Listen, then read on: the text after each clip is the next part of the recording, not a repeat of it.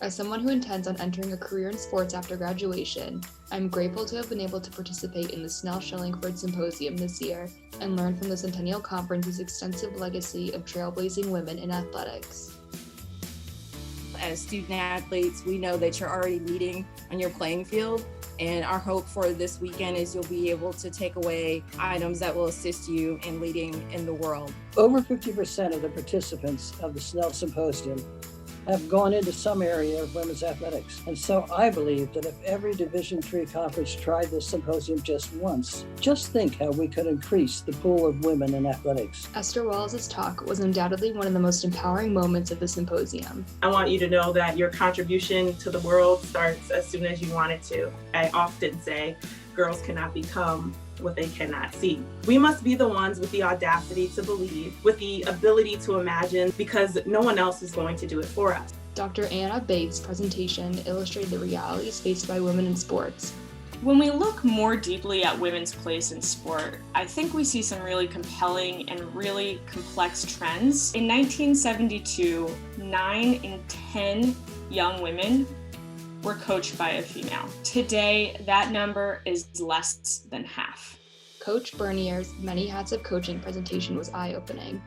While one might think that a coach only needs a well-developed knowledge of the X's and O's of a particular sport, coaching is a highly dynamic and multifaceted endeavor. There are a lot of different things that coaches have to do, and I like to think of what I'm doing as being the CEO of my company. It's my job to make sure that all the parts and pieces are taken care of and moving in the right direction. The SWA panel was a great opportunity to learn more about careers on the administrative side of athletics.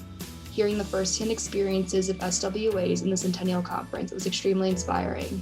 Commissioner Jackie McWilliams of the CIAA started off our second day with a presentation jam-packed with gems of wisdom that illustrate how to thrive in athletic administration. But if you see yourself or you see your life and your journey as a puzzle, and how do you want each of those pieces to fit together?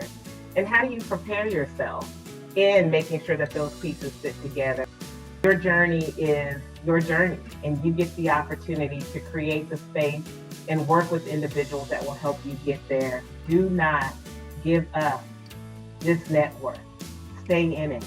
Prominent sport researcher Dr. Starowski chronicled the many resilient achievements that fearless women and girls have made in athletics this year. There is power in female leadership. As women working in sport, even if we want to work in coaching or we want to work in athletic administration in a college setting, it behooves us to understand what the big things are that are happening, because they are impacting our experience whether we know it or not.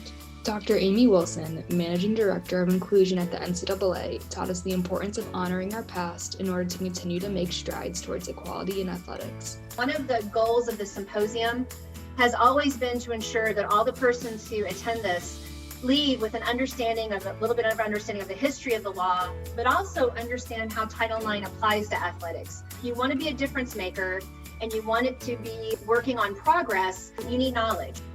Ultimately, the Snell-Shillingford Symposium was a transformative weekend. From learning from leading experts in women's athletics and planning how to use these lessons to influence others at my own institution, the symposium taught me about the power in using knowledge to make a difference. I left the symposium feeling prepared to chase my goal of working in athletics, empowered to use my voice to advocate for myself and others, and supported by a community of equally passionate and determined women.